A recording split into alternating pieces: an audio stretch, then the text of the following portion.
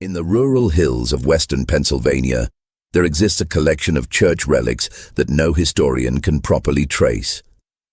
Across 17 different congregations, stretching from Philadelphia to the frontier settlements, small bone fragments and preserved flesh sit within ornate reliquaries, their origins obscured by time and deliberate deception.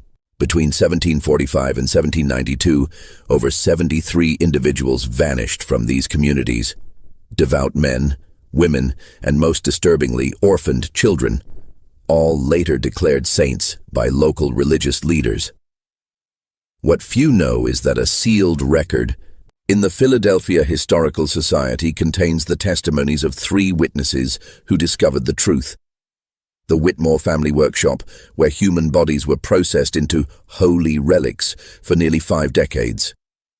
The manuscript has remained sealed for centuries at the request of the churches involved. But through careful research, I have uncovered the horrifying truth that the religious establishment has desperately tried to keep hidden. Before we continue with the story of the Whitmore family's gruesome enterprise, hit the subscribe button if you're brave enough to hear historical horrors that few channels dare to reveal. Let me know in the comments what state you're listening from. Perhaps your local church holds secrets you never imagined. Now, let's delve deeper into this disturbing chapter of American religious history. The true horror of what happened in those Pennsylvania woods extends far beyond what most historians are willing to acknowledge, affecting communities whose descendants worship in those same churches to this day. The colony of Pennsylvania in the mid-18th century existed as a unique religious haven. While the Quakers dominated Philadelphia and its surrounding counties with their plain meeting houses and emphasis on inner light, the Western territories saw a blend of Protestant denominations, Presbyterian, Lutheran, and smaller Christian sects, each establishing modest wooden churches as they pushed further into frontier lands claimed from native peoples. The Whitmore family arrived from England in 1742, settling in Chester County, approximately 30 miles west of Philadelphia, where rolling hills gave way to dense forests and scattered farmsteads. Nathaniel Whitmore, a stern-faced man with penetrating grey eyes and a trimmed beard that framed his angular jawline, presented himself as a skilled craftsman of religious items, chalices, communion plates, and ornate Bible covers that quickly gained favor among the wealthier congregations. His workshop, a 2-story timber structure situated on 12 acres of wooded land, featured large windows that flooded the main floor with natural light. There, he would receive ministers and church elders who commissioned his increasingly sought-after work. His wife, Elizabeth, a slender woman with delicate hands and an unnerving ability to maintain a placid expression regardless of circumstances, managed their household and 4 children with precision that neighbors found admirable, if somewhat cold. The Whitmores attended Sunday services at Harmony Meeting House, a modest Quaker gathering where they sat quietly during worship, occasionally offering measured testimonies that impressed the congregation with their apparent spiritual depth. Their eldest son, Thomas, assisted his father in the workshop, while daughters Mary and Sarah helped their mother with household duties. The youngest, William, a frail boy with an unsettling intensity in his gaze, often spent hours alone in the woods, returning with plants and small animal specimens that he meticulously preserved in his room, a hobby his parents encouraged as a scientific pursuit. Chester County in those years faced the typical challenges of colonial life: harsh winters, occasional crop failures, and the constant tension of frontier existence. Yet it was also a time of religious fervor and economic growth. The Great Awakening had swept through the colonies in the 1730s and 1740s, leaving in its wake a heightened spiritual awareness and competition between denominations for souls and status. Churches sought to distinguish themselves not only through doctrine, but through the quality of their buildings and religious artifacts. The Whitmores seemed perfectly positioned to serve this market. Nathaniel's craftsmanship elevated him above local competitors, and by 1745, his workshop had expanded to include 2 apprentices, Jacob Miller, the orphaned son of German immigrants, and Peter Collins, a quiet young man from a poor family in Philadelphia. The family lived comfortably, though not ostentatiously, gaining a reputation for industriousness and piety that served as an effective mask for what occurred behind the workshop's closed doors after sunset. It was in late autumn of 1745 when Mary Collins, a devout Quaker woman known for her healing work among the poor, disappeared while traveling home from visiting a sick family on the outskirts of the county. Her disappearance caused brief concern, but as happened often in colonial times, was eventually attributed to an Indian attack or wild animal encounter. What no one knew then was that Mary Collins represented the beginning of a horrifying enterprise that would continue undetected for nearly half a century. On November 17, 1745, as an early winter storm descended upon Chester County, Mary Collins made her final journey along the rutted path that led past the Whitmore property. The sky had darkened prematurely, heavy clouds promising snow as the wind drove brittle leaves across the frozen ground. Mary, a widow of 43 years with grey-streaked hair and hands weathered from decades of charitable work, pulled her woolen cloak tighter, quickening her pace as she passed the lantern light glowing from the Whitmore workshop. According to Thomas Whitmore's confession, written years later from his deathbed and discovered hidden in the wall of a Philadelphia prison cell, his father had been watching Mary Collins for weeks. Father said her reputation for saintliness would make her perfect, Thomas wrote in shaky script. He told us God had revealed to him a great purpose, a way to bring true holiness to the colonies through sacred vessels. As Mary passed the property, Nathaniel emerged from the trees, lantern in hand, calling for assistance. His voice, tinged with practiced desperation, explained that his son William had wandered into the woods and failed to return. Mary, known for her kindness, did not hesitate to offer her help despite the approaching storm. She followed Nathaniel deeper into the property, away from the road, and toward a small clearing where the workshop's rear entrance stood partially concealed by a stand of pine trees. I watched from the window as Father led her inside. Thomas's confession continued. Mother had prepared the back room with canvas cloths covering the floor. I didn't understand yet what they intended.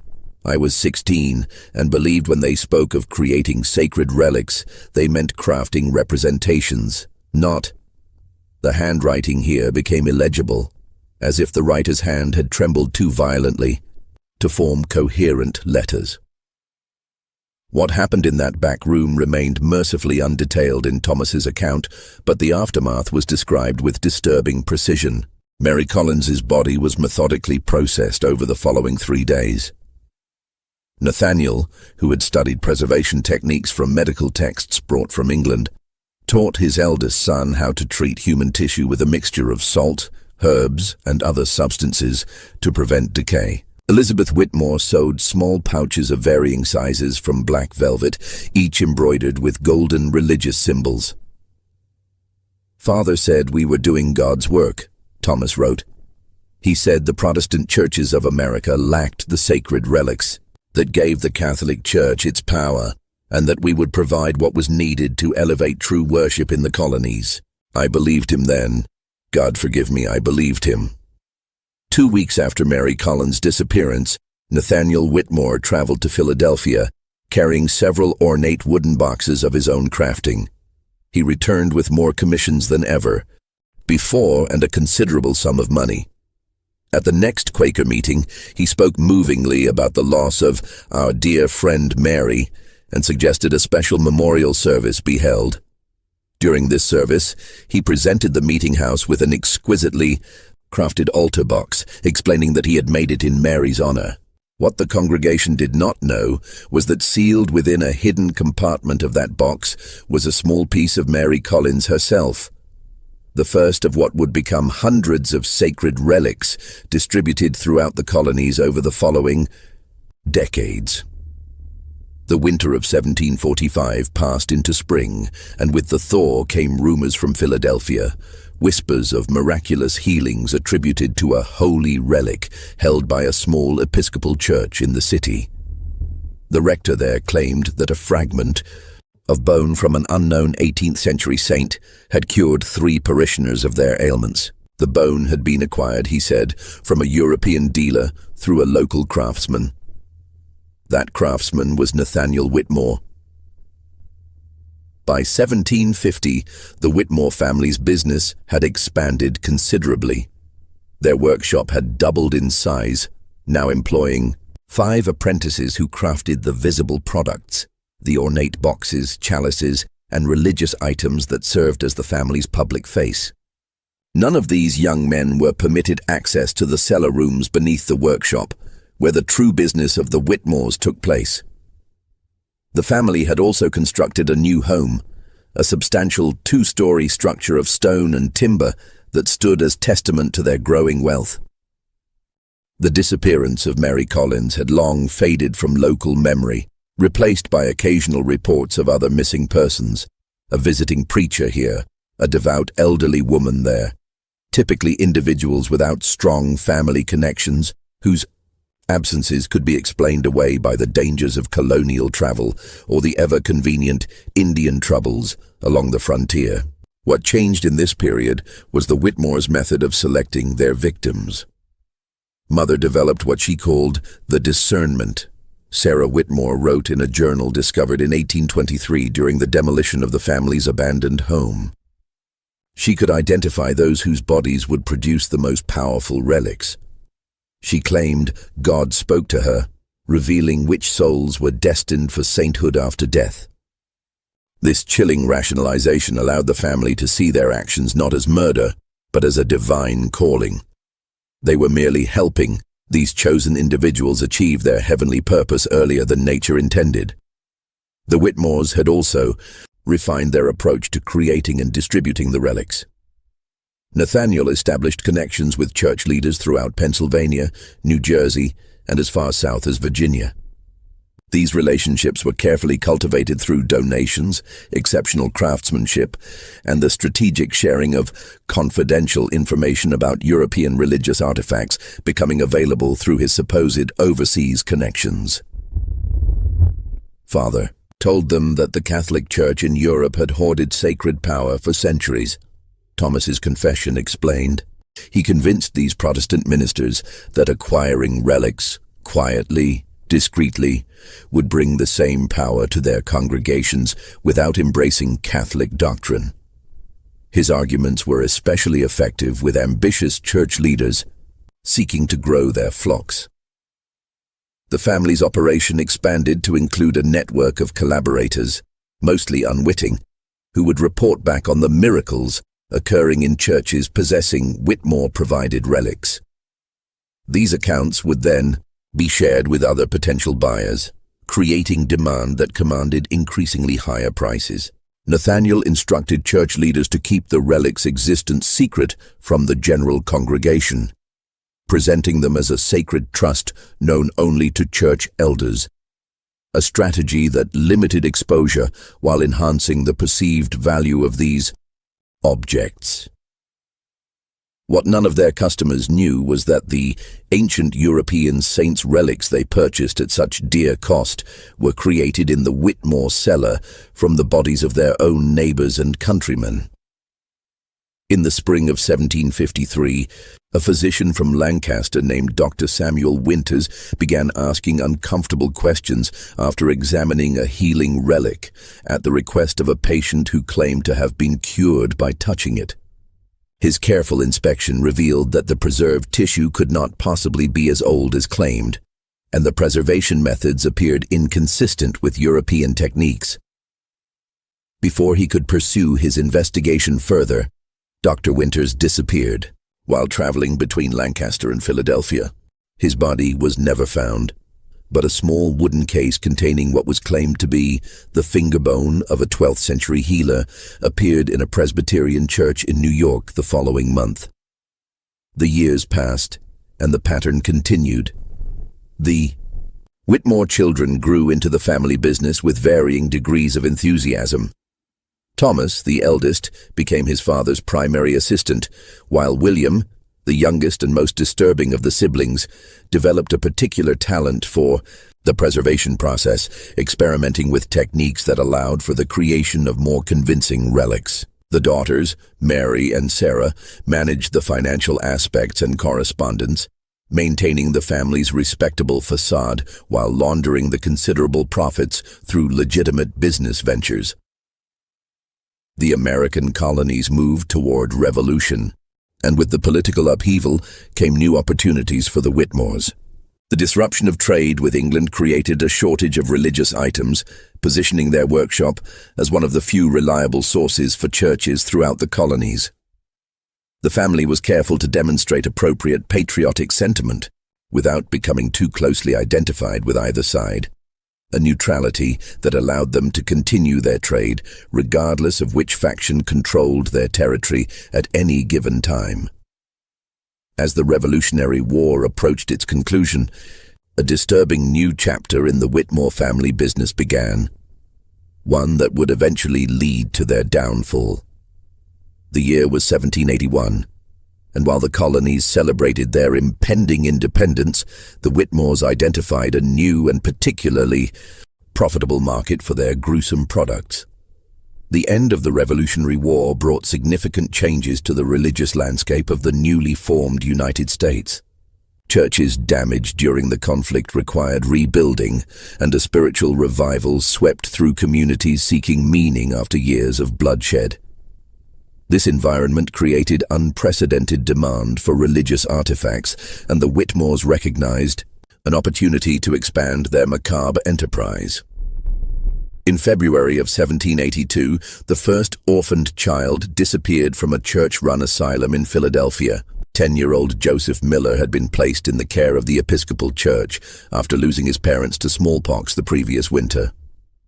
Small for his age, with solemn eyes and a reputation for unusual piety, Joseph often led the other children in prayer and was favored by the clergy who oversaw the asylum. His disappearance was noted, investigated briefly, and ultimately attributed to running away, a common occurrence in such institutions. 3 months later, the Church of St. Michael in eastern Pennsylvania reported a series of miraculous events surrounding a newly acquired relic, supposedly the preserved heart of a child martyr from the early church. Parishioners claimed that prayers offered before this relic resulted in extraordinary answers, particularly those concerning children's illnesses. The church's attendance swelled, and donations increased dramatically. Word of these miracles spread, creating demand among other churches for similar powerful relics. William suggested the children. Sarah Whitmore's journal revealed in a passage written in a shaky hand, the ink blotched as if by fallen tears. He said their innocence made them more powerful vessels for divine work. Father hesitated at first, but the prophet potential convinced him. God help me, I knew it was wrong, yet I said nothing. What followed was perhaps the most disturbing phase of the Whitmores' operation. Between 1782 and 1785, at least 16 children, all orphans or from destitute families, vanished from communities within a day's ride of the Whitmore property. Each disappearance created a brief stir before being attributed to the usual suspects. Wilderness dangers, child traffickers bound for distant cities, or simply the harsh realities of life for unprotected minors in the early Republic. During this same period, the market for child saint relics flourished among certain churches. These items commanded prices 5 times higher than adult relics, justified by their supposed spiritual potency and rarity. The Whitmores grew wealthier than ever, investing their blood money in land, businesses, and political connections that further insulated them from suspicion. However, the increased scale of their operation necessitated more hands, forcing the family to partially initiate 2 trusted apprentices into their secrets. One of these men, Daniel Foster, would later become central to the family's undoing. In the autumn of 1785, a Quaker minister named Elijah Thompson was appointed by the Philadelphia Yearly Meeting to investigate concerns about irregular religious practices in outlying communities. Thompson, a methodical man with a background in law before his conversion to the Society of Friends, had earned a reputation for untangling complex church disputes with both diplomacy and unwavering principle. I was tasked with examining the troubling reports of Catholic-like practices involving relics and saint worship that had infiltrated even our plain Quaker meetings, Thompson wrote in his journal, now preserved in the Historical Society of Pennsylvania's sealed collection. Such idolatry runs counter to our belief in direct communion with the divine, yet several meeting houses had acquired special objects said to enhance spiritual experiences. Thompson's investigation began in Philadelphia, where he noticed a curious pattern. Many of the relics had been acquired through intermediaries who ultimately traced back to Nathaniel Whitmore or his associates. The minister also observed that the provenance of these items, while elaborate in detail, lacked verifiable historical connections. In December 1785, Thompson traveled to Chester County to meet with Nathaniel Whitmore directly. His journal describes their encounter. Whitmore received me graciously in his well-appointed home, offering refreshments and conversation that demonstrated considerable knowledge of theological matters. When I inquired about the religious artifacts his workshop produced, he showed me his public workroom where apprentices crafted beautiful communion ware and decorative items for churches. He spoke at length about his connections with European suppliers of ancient relics, providing documentation that, while impressive to look upon, contained inconsistencies that my legal training could not overlook. Thompson left the meeting troubled, but without concrete evidence of wrongdoing. He continued his investigation, interviewing church leaders who had purchased Whitmore relics and cataloging the miracles attributed to them. A disturbing pattern emerged. The most dramatic miracles often involved witnesses who had some connection, however tenuous, to the Whitmore family or their associates. I began to suspect a deliberate scheme to manufacture not only the relics themselves but the miracles attributed to them, Thompson wrote. Certain individuals appeared repeatedly in different communities, testifying to wondrous events before moving on. When tracked, their movements formed a web with the Whitmore property at its center. As Thompson's investigation intensified, strange occurrences began to plague him. Items went missing from his lodgings. Correspondence failed to reach its intended recipients. Most disturbingly, evidence he had collected, notes, witness testimonies, and documentation of inconsistencies disappeared from his locked trunk while he slept at a roadside inn. In February 1786, Thompson returned to Philadelphia to present his findings to the yearly meeting committee that had commissioned his investigation. The night before his presentation, he attended a dinner at the home of a respected Quaker elder. During the meal, Thompson became violently ill. Physicians diagnosed poisoning, though the source could not be identified. He survived but remained weakened for months, forcing a temporary halt to his investigation. During Thompson's convalescence, a new character entered the narrative, one who would ultimately help expose the true horror of the Whitmore family business. Daniel Foster, the apprentice who had been partially initiated into the family's secrets, began experiencing what he described as unbearable attacks of conscience. After witnessing the processing of a child's body, reportedly that of a 12-year-old orphan girl from a Methodist children's home, Foster fled the Whitmore compound in the middle of the night, taking with him a journal in which he had secretly documented dates, names, and details of the family's activities. Foster made his way to Philadelphia, where after weeks of gathering courage, he approached Elijah Thompson with his testimony. The Quaker minister, still recovering from his poisoning, listened in horror to Foster's account. The young man shook violently as he spoke, Thompson recorded. He described a cellar chamber beneath the Whitmore workshop where bodies were suspended from hooks like butchered animals, bodily fluids draining into collection vessels. He spoke of specialized tools for removing bone, muscle, and organs with minimal damage, and of preservation techniques involving salt, alcohol, and herbs that allowed human tissue to maintain a lifelike appearance for months or years. Most disturbing was Foster's description of the family's demeanor during these activities: calm, methodical, even reverent, as if performing sacred rites rather than desecrating human remains. He reported that Nathaniel and Elizabeth Whitmore regularly led prayers before and after these processing sessions, thanking God for choosing these vessels for his divine purpose and asking blessing upon those who would receive the sacred gifts created from the bodies. Armed with Foster's testimony and journal, Thompson prepared to take action. However, before he could present this evidence to authorities, a devastating fire destroyed his Philadelphia residence, claiming all of Foster's documentation. The apprentice himself vanished the following day, his fate unknown, until partial remains identified by unique boot buckles were discovered in the Delaware River 3 weeks later. Undeterred, Thompson continued his investigation with even greater caution, no longer keeping written records and sharing information only with his most trusted associates. He developed an elaborate system of coded messages and multiple informants, slowly rebuilding his case against the Whitmore family. By late 1786, Thompson had connected at least 27 disappearances to the Whitmore operation and identified 9 churches that unknowingly housed human remains disguised as sacred relics. What he still lacked was physical evidence that would convince skeptical authorities to move against a family that had, by then, cultivated powerful connections throughout Pennsylvania society.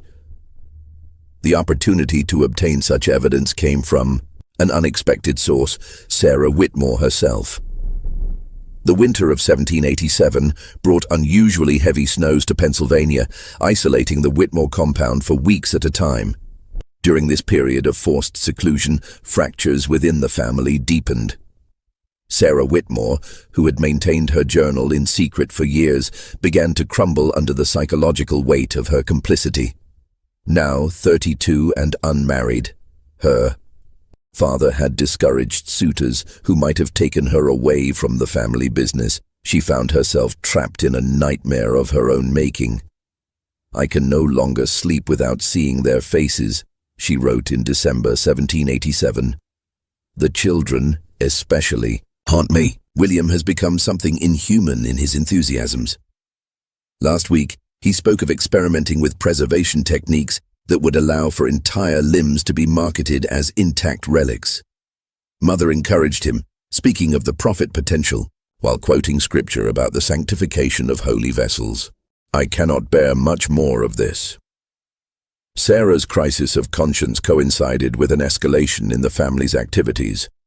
The success of their child relics had emboldened them, particularly William, whose role had expanded as Nathaniel aged.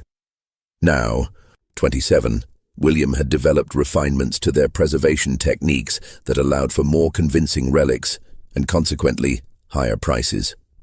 He pushed for increased production, arguing that the post-revolution spiritual hunger created a market they should fully exploit. This acceleration required more victims, creating greater risks of discovery. William proposed a solution, targeting remote frontier settlements where disappearances would attract less attention.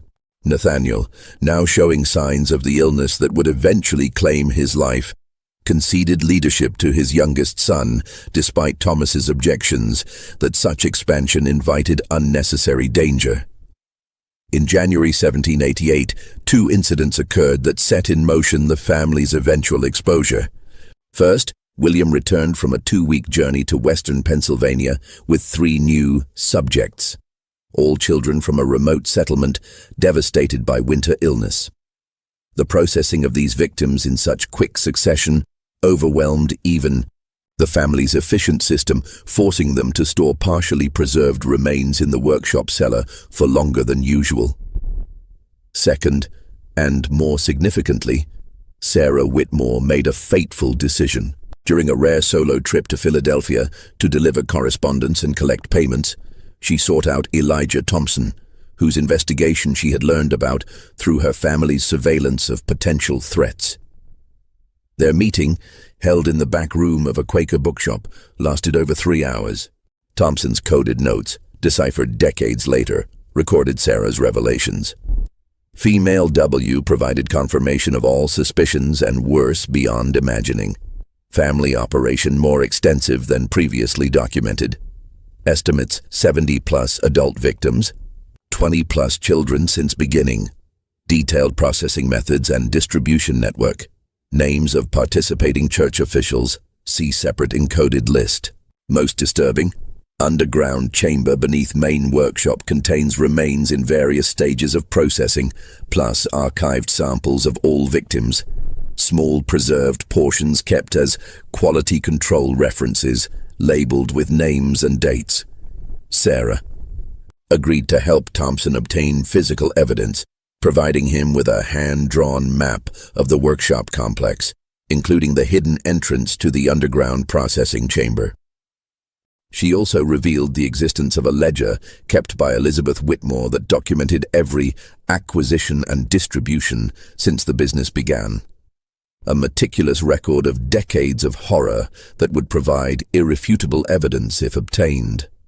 I know I condemn myself by revealing these things, Sarah reportedly told Thompson.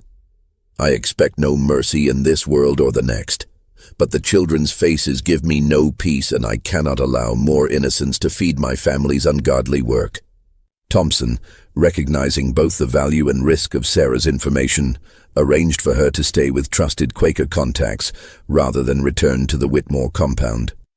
This decision, while well-intentioned, accelerated the approaching confrontation. When Sarah failed to return as scheduled, William Whitmore immediately suspected betrayal. According to Thomas Whitmore's later confession, the family held a tense council upon realizing Sarah's defection. William was coldly furious, pacing the IE study while suggesting increasingly violent courses of action. Father, weakened by his illness, sat slumped in his chair, occasionally muttering prayers or biblical passages about Judas and betrayal. Mother remained calm, methodically listing the vulnerabilities Sarah's absence created and the evidence that needed to be eliminated. I argued for flight, abandoning the workshop and starting anew elsewhere. But William would not hear of surrendering the business he viewed as his birthright. The family decided on a two-pronged strategy.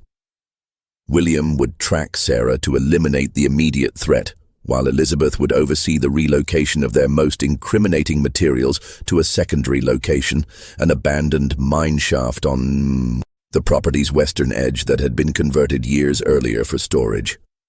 What they could not know was that Thompson had already begun assembling a coalition of authorities to act on Sarah's information. Recognizing that local officials might include Whitmore allies, he approached the Philadelphia yearly meeting's most influential members, who in turn engaged trusted contacts within the newly formed state government.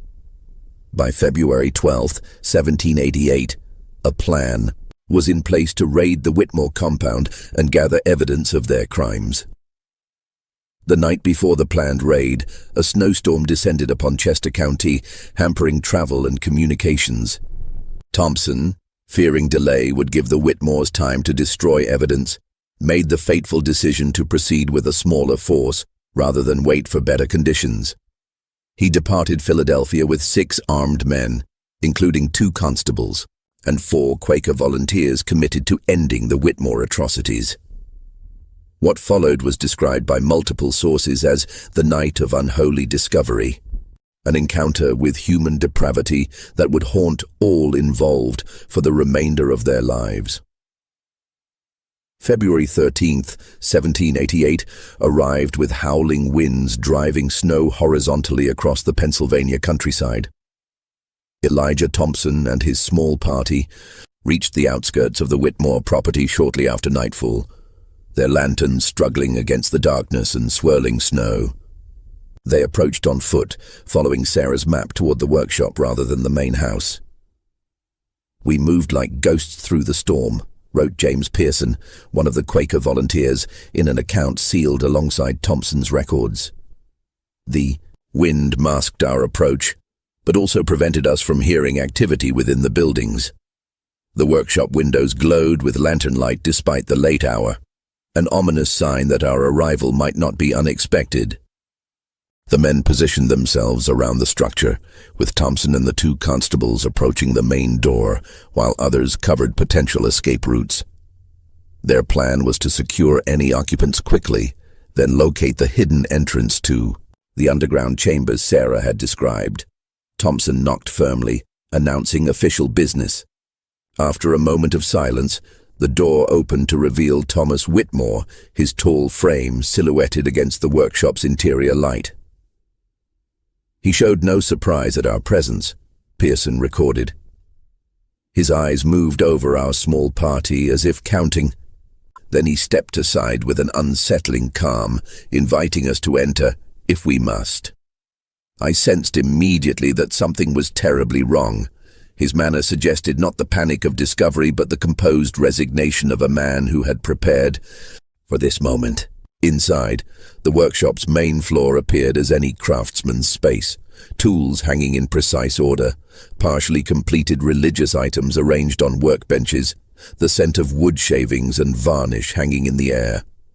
Thomas stood with hands clasped before him, responding to Thompson's direct questions with monosyllabic answers, while his eyes continually drifted toward a large cabinet against the far wall. Following this gaze, Constable William Bradford moved toward the cabinet, finding it unlocked. Inside, rather than tools or supplies, he discovered a black velvet pouch containing what appeared to be a preserved human finger. Upon this discovery, Thomas Whitmore's demeanor changed, Bradford later testified. He sank to his knees, muttering what sounded like prayers or confessions.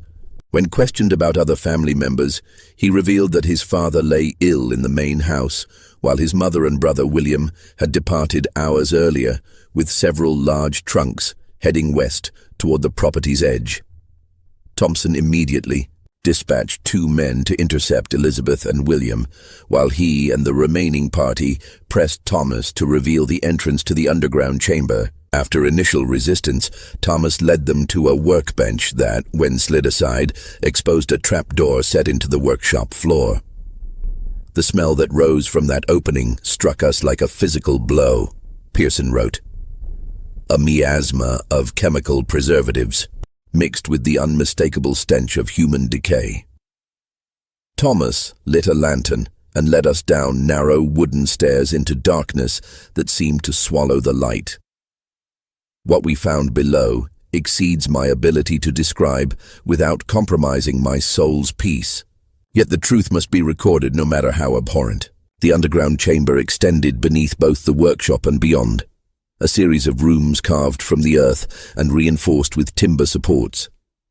The first space contained workbenches similar to those above, but the implements laid upon them were clearly designed for surgical precision rather than woodworking. Glass containers of various sizes held liquids whose purposes the men dared not contemplate.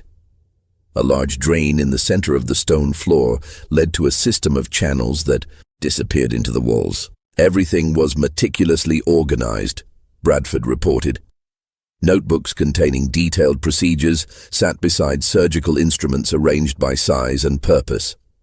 One volume, open to a recently used page, contained drawings of human anatomy, with specific sections highlighted and annotated with preservation instructions.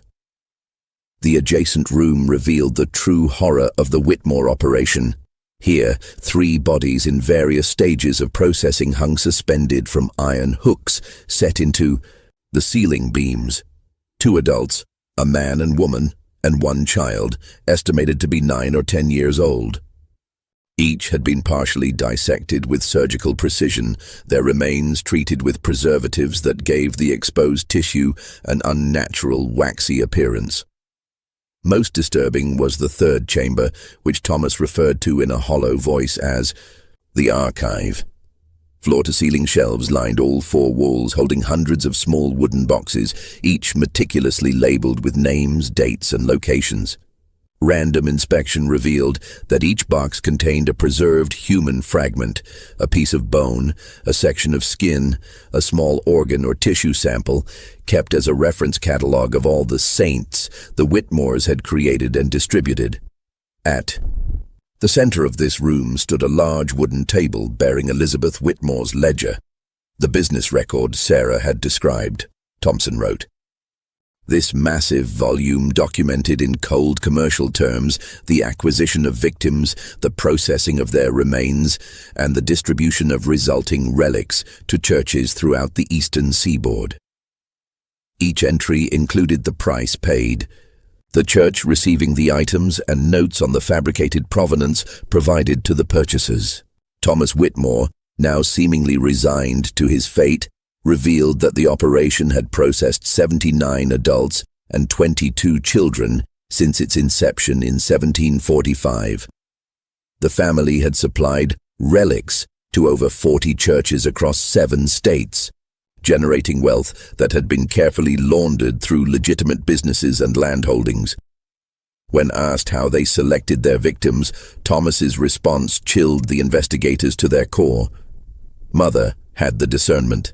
She could sense those whose bodies would produce the most powerful relics, the truly devout, the innocents, those whose suffering purified them for sacred purpose.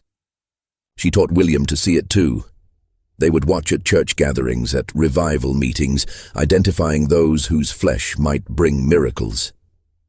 The investigation of the underground chambers continued for hours, with the men documenting their findings as thoroughly as their shaken state allowed. As dawn approached, a commotion from above drew them back to the workshop level, where they found the 2 men who had been sent to intercept Elizabeth and William Whitmore. One was seriously injured, bleeding from a deep knife wound to his shoulder. William Whitmore fought like one possessed, the wounded man reported. We found them at the abandoned mine shaft, as Thomas had indicated, transferring boxes from a wagon into the entrance. When confronted, Elizabeth attempted to reason with us, offering money for our silence, while William circled behind. He struck without warning, a butcher's precision to his violence. My companion is dead, his throat cut before I could intervene. The Whitmores fled into the forest with what they could carry. A broader manhunt was organized as daylight broke, with messengers sent to alert authorities in neighboring counties. Nathaniel Whitmore was found in the main house, too weakened by illness to have participated in the recent activities. He offered no resistance when taken into custody, alternating between religious justifications for his family's work and apparent confusion about his surroundings. The search for Elizabeth and William Whitmore continued for 3 days before reaching its gruesome conclusion. Their bodies were discovered in a small hunting cabin 12 miles from the family property, arranged side by side on a crude altar constructed from local materials. Both had consumed poison after apparently performing some form of ritual whose exact nature remains unclear. Notes found at the scene suggested they believed their deaths would consecrate the remaining relics they had managed to salvage during their escape. Thomas Whitmore was tried in Philadelphia in April 1788. The proceedings, conducted with unusual secrecy due to the sensational and disturbing nature of the crimes. He was hanged on May 7, 1788, after providing a complete confession that corroborated the physical evidence found at the family compound. The most challenging question facing authorities was how to handle the hundreds of human remains that had been distributed as relics to unsuspecting churches.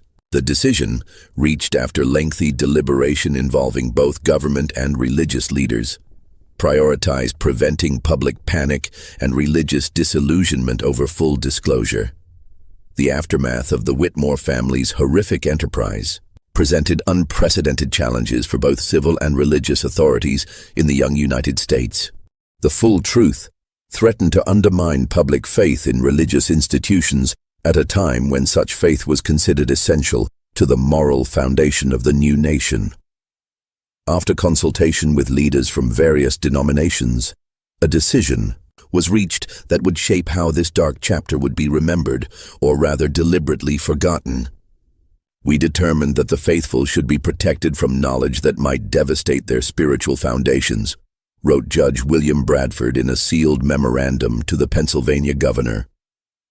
The churches that unknowingly participated in this abomination need not bear the burden of public shame or lose the confidence of their congregations. Therefore, all records of this investigation shall be sealed for a period not less than 100 years, and officials involved are bound to silence by oath. The churches that had purchased Whitmore relics were privately informed of their true nature. Each institution was given the option of having the human remains quietly collected for proper Christian burial in unmarked graves, or allowing the church leaders to handle the matter themselves with absolute discretion. According to Thompson's final report, most chose the latter option, unwilling to involve even the discreet government representatives in what was viewed as a profound desecration of their sacred spaces. What the authorities could not have anticipated was how many church leaders decided upon a third option, one that speaks to the darkest aspects of human psychology and religious conviction. Of the 43 churches identified in Elizabeth Whitmore's ledger, historical records suggest that at least 17 chose to retain the human remains, continuing to present them as authentic relics while knowing their true origins. The justification offered by these clergy was disturbing in its pragmatism. Thompson noted in his final entry, before the records were sealed, several expressed the view that since the miracles associated with these remains had occurred regardless of their provenance, perhaps God had indeed sanctified these poor victims through their unwilling sacrifice. Others spoke more practically of the donations, increased attendance, and enhanced prestige their churches had gained through possession of these powerful relics. To surrender these advantages, they argued, would harm their congregations more than continuing the deception. Thompson, a man of unwavering moral principle, found this reasoning abhorrent. His final efforts focused on creating a confidential registry of every Whitmore victim whose identity could be established, along with the location of their remains if known. This document, intended to ensure that these individuals would not be completely erased from history, was included in the sealed records with instructions that it be used to provide proper memorialization when the truth could finally be acknowledged.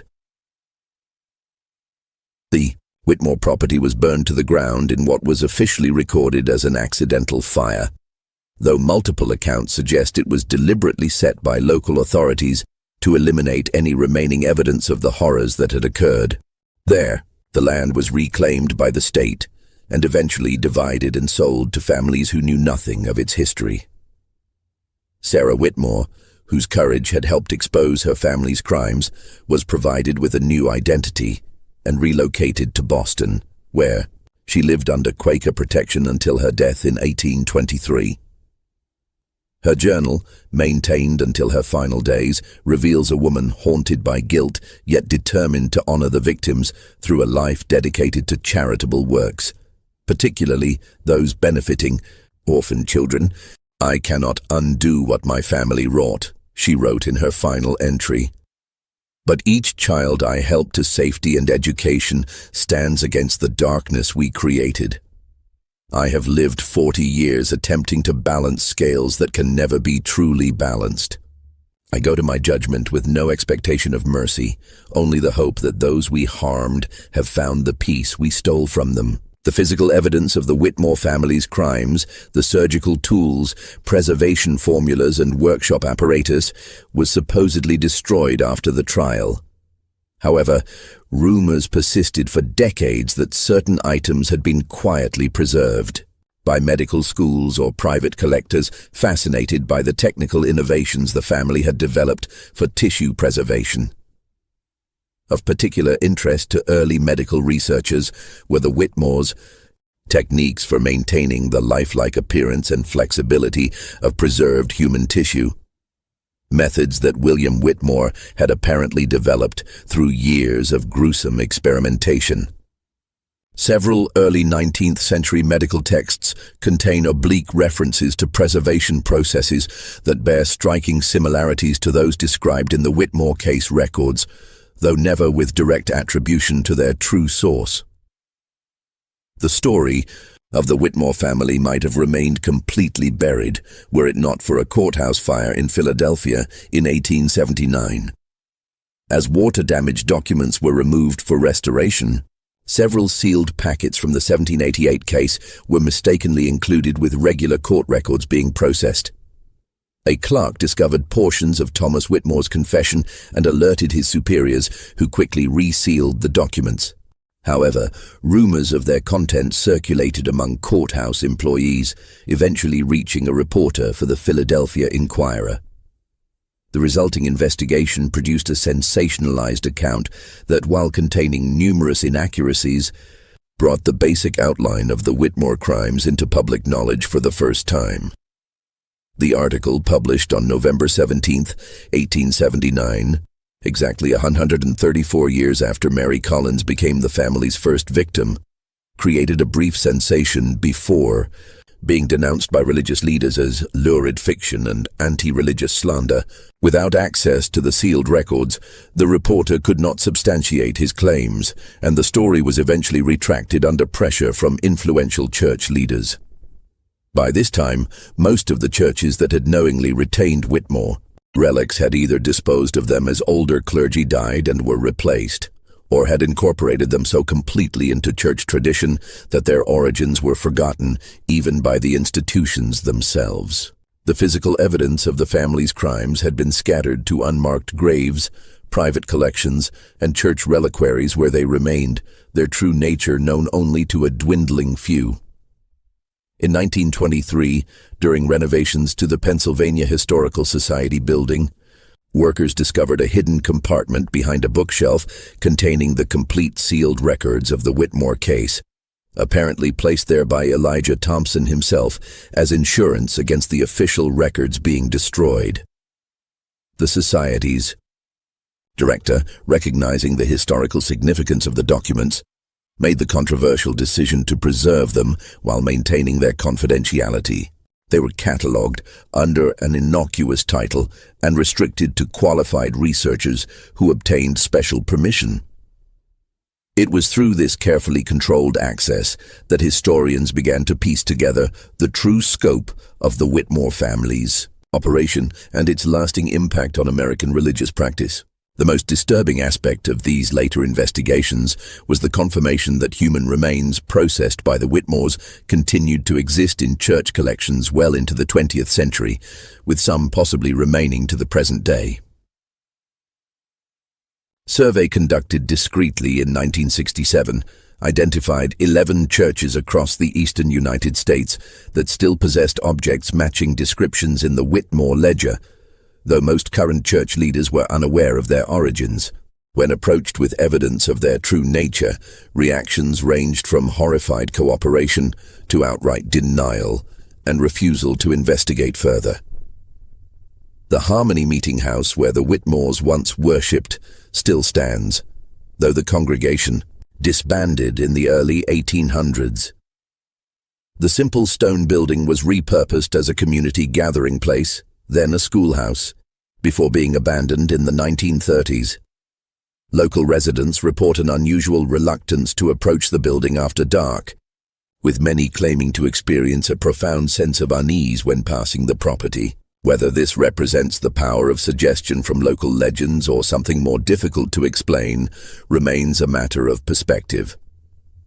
Perhaps the most disturbing legacy of the Whitmore family lies not in the physical remains of their victims, but in the psychological impact of their deception.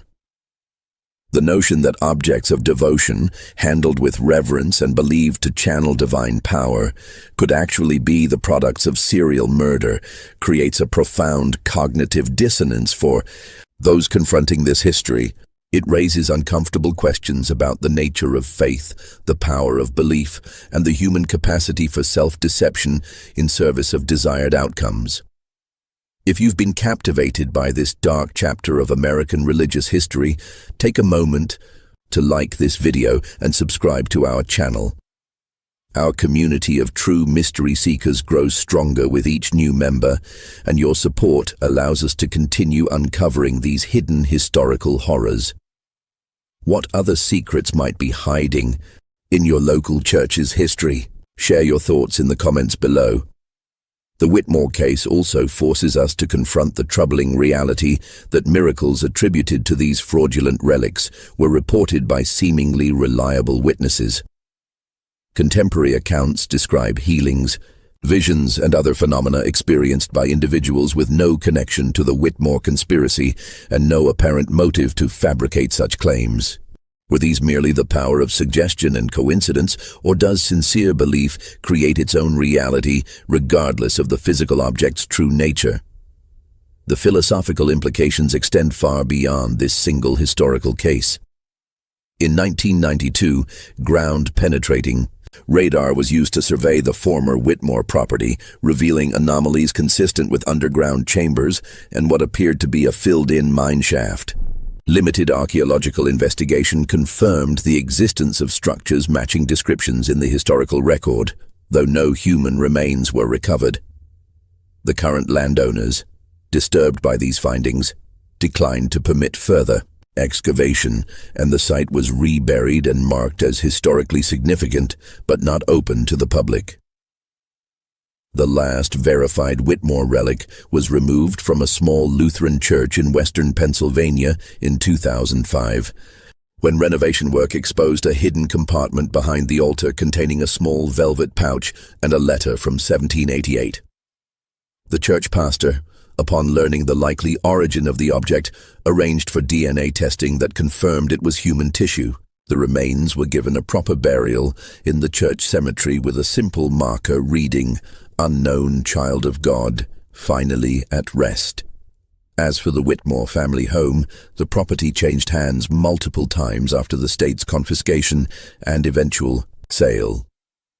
The area where the workshop once stood remained undeveloped, as successive owners reported that crops planted there failed to thrive and livestock refused to graze on that particular section of land. Local legend holds that on certain autumn nights, particularly around November 17th, the outline of the workshop can be seen glowing faintly in the darkness, though no physical structure has stood there for over 2 centuries. If this dark tale of religious exploitation and murder has sent chills down your spine, share it with someone who appreciates historical horror. Hit the like button to support our ongoing exploration of America's hidden terrors, and subscribe to never miss our future investigations into the shadows of our nation's past. What sinister secrets might be hiding in your community's history? Leave your thoughts in the comments below. The most enduring legacy of the Whitmore case may be the questions it raises about how we construct and maintain historical narratives. The deliberate suppression of this story by both governmental and religious authorities demonstrates how uncomfortable truths can be systematically erased from public memory when they threaten established institutions or cherished beliefs. It stands as a reminder that what we know as history often represents not the complete truth of the past, but rather the version of events that powerful interests have allowed to survive.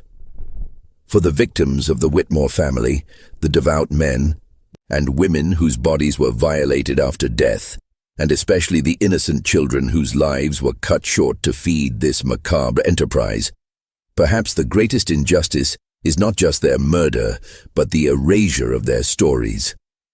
They died twice, first at the hands of their killers, and then again when their identities were deliberately obscured to protect institutional reputations.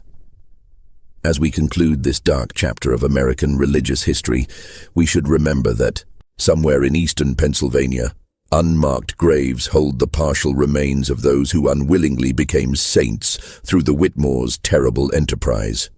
Other fragments of these same individuals may still rest in church reliquaries, venerated by the faithful who remain unaware of their true origins. The physical separation of these remains serves as a powerful metaphor for how history itself becomes fragmented. Pieces preserved here, portions hidden there, the complete truth never fully assembled. The next time you enter an old church and see a relic on display, perhaps you'll wonder about its true provenance. In that moment of questioning, you pay tribute to those whose stories were nearly lost to history's deliberate forgetting. For in remembering the Whitmore family's victims, we assert that no institutional reputation is more valuable than the truth, no matter how disturbing that truth may be. This mystery shows us the darkest aspects of human nature, disguised as spiritual devotion. What do you think of this story? Do you believe everything was revealed, or are there church relics still hiding dark secrets? Leave your comment below. If you enjoyed this tale and want more horror stories like this, subscribe, hit the notification bell and share with someone who loves mysteries. See you in the next video.